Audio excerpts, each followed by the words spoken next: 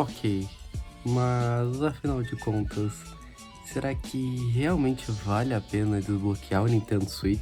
Essas e outras perguntas, vamos tentar falar um pouco sobre isso. Ok, mas será que realmente vale a pena desbloquear o Nintendo Switch? Tema bem complicado de se falar, ainda mais se tratando da comunidade da Nintendo principalmente. O desbloqueio até hoje é muito comentado, tanto por ser algo de certa forma errado de se fazer, mas ainda assim muito feito por grande parte da comunidade.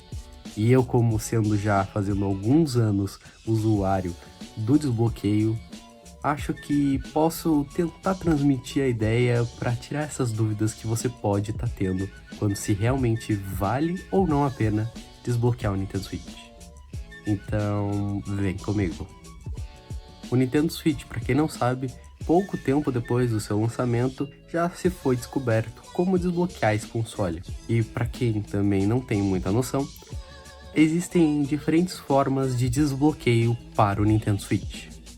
O meu Nintendo Switch, por exemplo, é um Nintendo Switch V1, das primeiras versões do Nintendo Switch. Isso faz com que o desbloqueio dele possa ser feito por software. Isso quer dizer, eu pude desbloquear o meu Nintendo Switch apenas com um micro SD e um computador, que se baseava em passar os arquivos para o Nintendo Switch e, consequentemente, fazer o desbloqueio dele. Já os consoles que vieram após o V1, incluindo os consoles que são do mesmo estilo desse, mas possuíam uma caixa de cor vermelha totalmente, que consequentemente foram chamados de Switch V2, incluindo também o Switch Lite e o Nintendo Switch OLED, todos esses entram na área dos mod chips. E os mod chips são basicamente a segunda forma de se desbloquear esse console. Infelizmente, se você possui um console como esses, o desbloqueio é um pouco mais complicado e normalmente você vai ter um investimento bem maior por trás. Mas por quê? Acontece que os mod chips são, como o nome já diz, modificações com um chip, que vai ser colocado na parte traseira do seu console. E isso envolve sim ter que abrir o console, soldar peças, e muitas vezes a maioria do pessoal não sabe fazer isso por não dominar como fazer, óbvio. E por isso, normalmente, isso vai sair um trabalho bem mais caro. Como, por exemplo, eu acabei fazendo isso aqui de graça. O meu desbloqueio foi literalmente custou meu tempo só para fazer. Agora, com o mod chip, eu vou ter que provavelmente pagar alguém para fazer e comprar o chip de modificação. E aí, normalmente pode variar os valores, mas vai de 600 para cima, porque realmente é um aparelho bem caro, né? O chip para colocar no Switch é bem caro, e ainda mais você tem que pagar uma mão de obra especializada para, óbvio, não cagar com tudo, tá?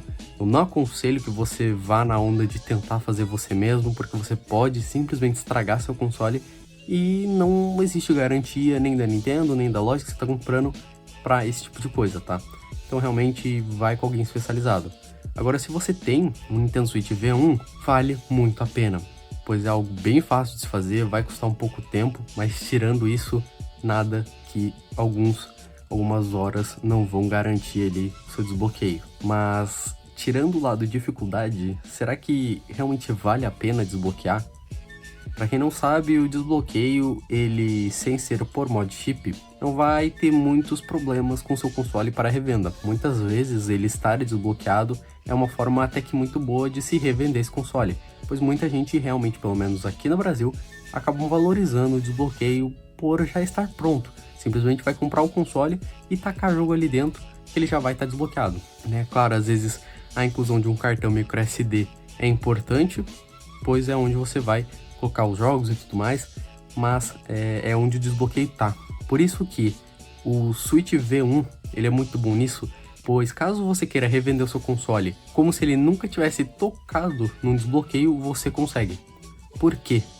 O desbloqueio do Nintendo Switch, em qualquer um deles, vai se dividir em duas principais áreas. Por isso também que é muito importante você ter um micro SD com espaço grande, espaço realmente sobrando. Eu peguei um de 128 porque realmente o que você vai acabar gastando com o desbloqueio é bastante coisa. Mas por quê? Acaba que o micro SD ele vai servir como literal armazenamento do próprio desbloqueio. É como se você fizesse uma cópia do seu primeiro Switch normal e criasse uma nova. para assim você poder colocar o desbloqueio e os jogos.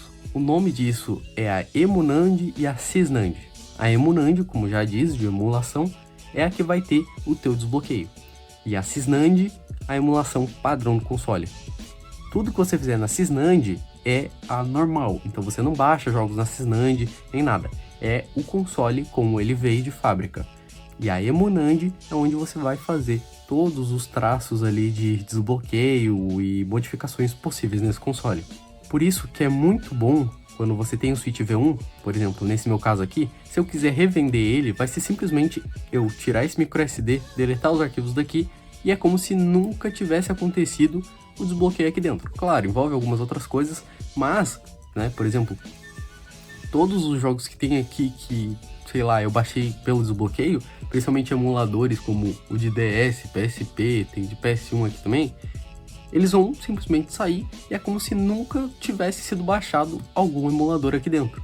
Ele vai se manter como o console normal. Agora, se a gente falar de um console V2, a gente vai estar se tratando sim daí de um problema maior. Por quê? A partir do momento que a gente fizer a instalação do mod chip, o console tá alterado, né? Então você não vai ter muito para onde correr, você vai ter que revender ele como desbloqueado, porque não tem agora para onde ir, sabe? Então realmente é uma decisão mais complicada e que tem que ser bem repensada, tá? Agora, quando se trata do V1, é algo bem simples ali, você, após o desbloqueio, não vai ter muitos problemas também, sabe? Realmente, se você quiser vender ele como se ele tivesse zerado, é bem fácil fazer isso, e realmente acaba sendo bem mais valorizado esse console. Tanto que por isso o Switch V1 acaba muitas vezes você encontrando ele por um preço até um pouco caro do que se deveria. Porque o Switch V1, por se tornar um console muito fácil de se desbloquear, pelo simples fato de que nem eu falei, eu mesmo consegui fazer de graça sem ter que comprar nada para desbloquear esse console, em comparação ao que você tem que comprar um mod chip, acaba saindo bem caro, sabe? Então também há uma valorização em cima da facilidade e praticidade de se desbloquear esse console. Ok, mas e como é que a gente vai dizer se realmente vale ou não? É algo difícil. Muitas vezes o pessoal que entra aí na comunidade da Nintendo já é bem dividido nisso, sabe? Normalmente é mais a favor ou é mais contra mesmo, não tem muito meio termo. Eu, como já falei até mesmo em vídeos relacionados, já passei pelas 3 fases da Nintendo, sabe? A de poder comprar jogo, a de simplesmente não ter jogo pra jogar, eu ficava com aqueles jogos gratuitos e que não é muita coisa, e a fase em que eu decidi desbloquear meu console e usufruir o máximo dele. E o que eu mais posso caracterizar da vantagem do desbloqueio é a vantagem de poder baixar qualquer jogo a qualquer hora, principalmente jogos de lançamento, tá? Aqui, por exemplo, a gente pode falar facilmente aqui do Mario Wonder e do Mario RPG, que eu não teria a condição de estar comprando os dois assim direto, e pelo desbloqueio eu pude. E principalmente a parte, pra mim, mais incrível do desbloqueio é relacionado ao lançamento dos jogos.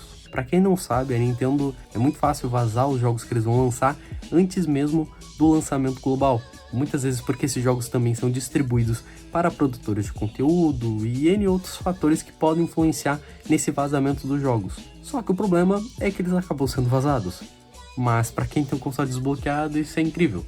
Porque, por exemplo, isso também acabou acontecendo comigo com o Pokémon Scarlet Violet, onde um dia antes mesmo do jogo ter lançado, eu já tava jogando ele. Isso é muito incrível. Claro, é errado, mas a gente não pode deixar de dizer que isso é muito incrível, pô. É muito da hora poder estar jogando esse jogo antes mesmo das outras pessoas estarem jogando. Não vamos tirar o fato de que sim, é errado, mas tirando pontos positivos, realmente não tem como não achar isso muito da hora, sabe? É algo realmente que traz vantagens muito positivas. Mas claro, eu sinceramente, após ter passado todo esse tempo, eu diria que eu sou a favor sim do desbloqueio.